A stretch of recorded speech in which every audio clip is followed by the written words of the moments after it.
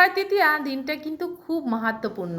এই দিন তোমরা পাপ করলেও পাপ ফল অক্ষয় হয়ে থাকবে এবং পুণ্য করলে সেটাও কিন্তু অক্ষয় ফল প্রদান করবে। তাই তোমরা এদিন যেটা করবে সেটাই কিন্তু অক্ষয় হয়ে থাকবে। অক্ষয় তৃতীয়া দিনটি খুব খুব মাহাত্ম্যপূর্ণ আমাদের শাস্ত্র অনুসারেও। সত্যযুগ ত্রেতা যুগে শুরু হয়েছিল এই অক্ষয় তৃতীয়ার দিন থেকেই।